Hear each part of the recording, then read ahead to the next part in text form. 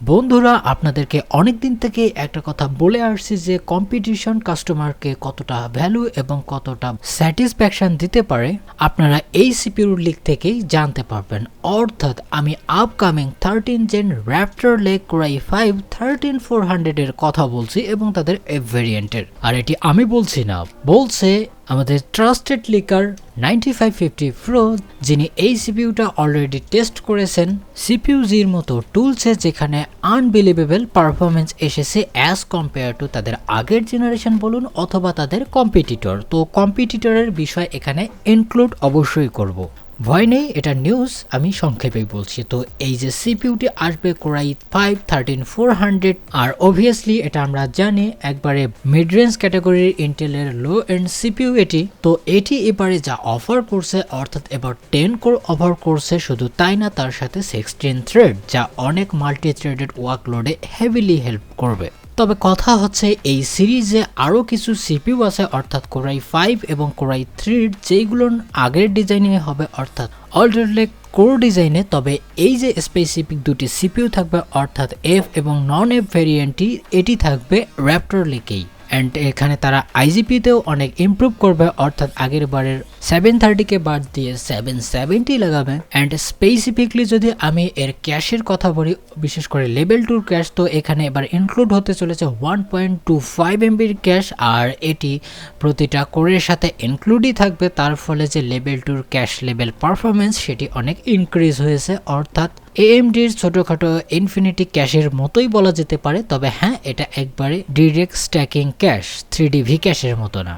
তো এখন যদি আমি এর পারফরমেন্স নিয়ে কথা বলি, তো এটি অনেক নতুন জেনারেশনের সিপিইউকে টক্কর দিয়ে দেয়। অর্থাৎ আমি যদি রাইজেন 7 7700X অথবা রাইজেন 5 7600X এর সাথে তুলনা করি, তো সেক্ষেত্রে এটি মোটামুটি কাছাকাছি থেকে যায়। বিশেষ করে যদি আমি সিঙ্গেল থ্রেডেডের কথা বলি, তো সেক্ষেত্রে স্লাইটলি, আমি বলবো না যে অনেক পার্সেন্টেন্সে এটিকে বিট করে দেয়, সিঙ্গেল কোরের কথা বলছি। তো এটি অ্যারাউন্ড 1 থেকে 2% মতো হয়ে যায়। অপরদিকে যদি আমরা মাল্টি থ্রেডেড ওয়ার্কলোডের দিকে দেখি, তো সেক্ষেত্রে সিনারিওটাই আলাদা হয়ে যায়। অর্থাৎ এখানে রাইজেন 7600X এর মতো সিপিইউকে 13 থেকে 14% হারিয়ে দেয়। আর এটা কিন্তু ছোটখাটো কিছু বিষয় না মাল্টি থ্রেডেডের ক্ষেত্রে। আর বলে রাখি, এটা কিন্তু স্টিল একটা ইঞ্জিনিয়ারিং স্যাম্পল, ফাইনাল প্রোডাক্ট না।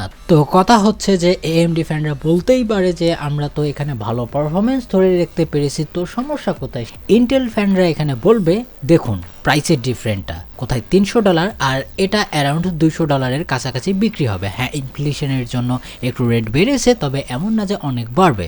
তাছাড়াও আপনারা যদি মাদারবোর্ড কম্পিটিবিলিটির কথা বলেন অথবা DDR5, তো সেটি হয়ে যায় অনেক expensive. And the other hand ইন্টেলের দিকে দেখলে H610 অথবা V560 মতো মাদারবোর্ডেও আপনি এটিকে চালাতে পারেন, একবারে অনেক অ্যাফোর্ডেবল প্রাইসে পেয়ে যাবেন। আর DDR4 এর র্যাম অলরেডি অনেক প্রাইস কম।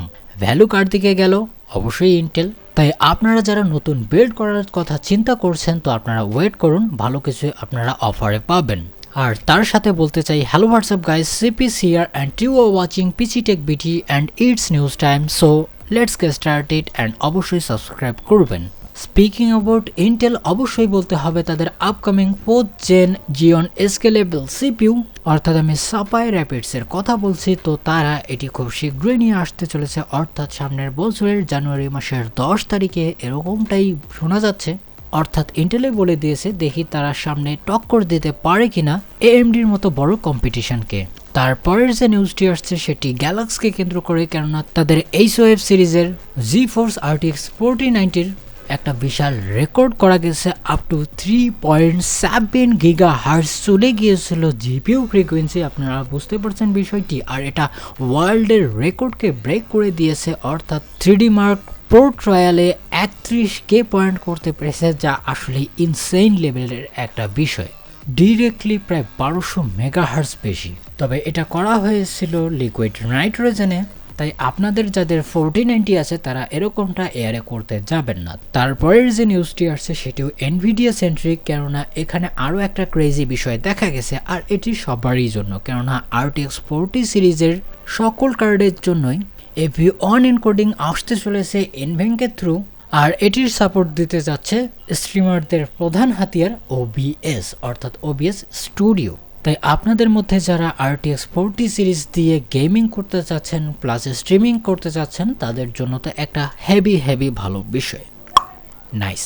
তারপরের যে নিউজটি আসছে এটি সো ইন্টারেস্টিং, আর এটি আসছে অ্যাজরকের কাছ থেকে, আর তারা পিসি কেসের সাথে ইনক্লুড করতে চাচ্ছে একটা 13.3 ইঞ্চের IPS প্যানেল বা মনিটর, যেটার মাধ্যমে আপনি ডুয়েল ডিসপ্লে অথবা সিস্টেম ইনফরমেশন অথবা আপনি সেকেন্ডারি যে কোনো কাজ করতেই পারেন সেই ডিসপ্লে থাকে। তবে এটার পজিশনিং অনেক উইয়ার্ড বলেই মনে হচ্ছে, আপনার কাজের সময় অনেক ডিস্ট্রাকশন ক্রিয়েট করতেই পারে। আর ভাবুন যারা পিসি কেস টেবিলের নিচেই রাখে তাদের অবস্থা কি হবে। তবে তারা আর একটা কাজ করতে পারতো, পুরো টেম্পারড গ্লাসে বা সাইড প্যানেলেই তারা ফুল স্ক্রিনই দিতে পারতো সেকেন্ডারি ডিসপ্লে হিসেবে, তাহলে মানুষ সবাই শো আপ করতো সামনের দিকে বা মনিটরের সাথেই। তারপরের যে নিউজটি আসছে এটি আসছে ভার্জের কাছ থেকে। তারা লিখেছে যে why Elon Musk is so desperate for Twitter to make money, কেননা তিনি রিসেন্টলি টুইটার বাই করার পর যারা ভেরিফাই ব্যাজ ব্যবহার করেন অর্থাৎ ব্লু টিক আছে যাদের, তাদেরকে মান্থে $8 করে খরচ করতে হবে। তবে এটিতে তাদের অনেক উপকারও হবে এঙ্গেজমেন্ট বা রিচ অনুযায়ী। তবে কথা হচ্ছে আমি ইলনের হয়ে অ্যান্সার দিয়ে দিই যে এত কেন তিনি ডেসপারেট টাকার জন্য। সো অ্যান্সার ইজ টাকা কি কাউকে খারাপ লাগে? তারপরের যে নিউজটি আসছে সেটি মাইক্রনের কাছ থেকে, আর তারা শিপিং শুরু করে দিয়েছে ওয়ার্ল্ডের মোস্ট অ্যাডভান্সড DRAM-এর অর্থাৎ সাধারণ যে র্যামগুলো ব্যবহার করা হয়। তো বর্তমান সময়ের জন্য এটি ইউজ করছে 1 বেটা নোড, অর্থাৎ নেক্সট টাইম যারা DDR5 এবং LPDDR5X র্যাম ব্যবহার করবেন তাদের জন্য একটু এফিশিয়েন্ট হতেই পারে, বাকিটা টেস্টিংয়ের পরেই বোঝা যাবে। সো নিউজ অনেক বড় হয়ে যাচ্ছে, এখন আসি এন্ডের দিকে। তো অবশ্যই এন্ডে আরও ইন্টারেস্টিং নিউজ থাকবে। তো AMD Navi 31 যে GPU শর্ট অর্থাৎ ডাই পিকচার সেটি লিক হয়ে গেছে, আর এটি দেখার পর আমার অবস্থা তো যেটাই হোক না কেন এর যে MCM ডিজাইন এটি আমাকে অবশ্যই মুগ্ধ করেছে, আর এর পারফরমেন্স আমরা বিশাল কিছুই আশা করছি অর্থাৎ প্লাম বান্টিও সিরিজে। তো নাভি 31 যে জিপিইউটি হবে তো এটিতে দুই রকমের ডাইফাইড ব্যবহার করা হবে অর্থাৎ সাধারণ XT এবং XTX। আর আমি আপনাদেরকে বলেও দিচ্ছি এর যে রেস্টারাইজেশন পারফরমেন্স এটা মেবি RTX 4090 কেও ক্রস করতে পারে। তবে হ্যাঁ, তারা যদি একটু AI অথবা আলাদা বিষয়ের উপর ফোকাস করতো, বিশেষ করে এনকোডিং এর অর্থাৎ হার্ডওয়্যার এনকোডিং এর, তো বিষয়টাই খানিকটা আলাদা হতো। আমি বলছি না যে তাদের এনকোডার যে আছে সেটি খারাপ, মোটামুটি পাওয়ারফুল, কিন্তু এনভ্যাঙ্কের 8 জেনের সাথে কম্পিট করা এটা অনেক টাফ। তবে পাওয়ার কালার আমাদেরকে কিছু স্ট্রেস দিয়েছে, যে দেখে নিন কিছু কালার এবং ডিজাইন, যে আসলে আমাদের গ্রাফিক্স কার্ডের ডিজাইন কতটা কুল হতে চলেছে। তবে যেহেতু কথা চলছে পিকচার লিকের, অবশ্যই বলতে হবে তাদের রেফারেন্স ডিজাইনের, অর্থাৎ এখানে দুইটা গ্রাফিক্স কার্ড দেখতেই পারছেন। তো লুক যেটা থাকে থাক, এটা নিয়ে সন্দেহের কিছু নেই যে কতটা কুল লাগছে। তারপরের পিকচারে যেটা দেখতে পারছি অর্থাৎ এটি হচ্ছে লিককৃত পিকচার, যেটা আগের বারের মতোই প্রায় স্লাইটলি থিকার দেখা যাচ্ছে। তবে ইন্টারেস্টিং পার্ট হচ্ছে এই পাওয়ারফুল কার্ডটি শুধুমাত্র ডুয়েল 8 পিন দেখা যাচ্ছে। আমি জানি এটা engineering sample, by the way এটিও এসেছে 9550 Proর কাছ থেকে। অ্যান্ড যদি আরও একটু খেয়াল করি তো এখানে আমরা ব্যাক প্লেটও দেখতে পারছি না। অবভিয়াসলি ইঞ্জিনিয়ারিং স্যাম্পলে এত কিছু থাকে না, তো এই অবস্থায় যদি টেস্ট হয়ে থাকে এটির রেজাল্ট কোয়াইট অফ গুড বলা যেতেই পারে পাওয়ার কনজামশনে। আর আমি বলছি না যে এটি RTX 4090-র চেয়ে অর্ধেক পাওয়ার কনজিউম করবে, এরকমটা না, প্রায় কাছাকাছি করবে। তবে একটা জিনিস তো তারা ক্লিয়ার করেছে, তারা 16 পিনের কানেক্টরে যাচ্ছে না অর্থাৎ 12+4 পিনের, ডিরেক্টলি তারা 8 পিনের কানেক্টরই এখানে ইনস্টল করবে। যদি 3টাও লাগে লাগাতে পারে, 4টাও কোনো সমস্যা নেই।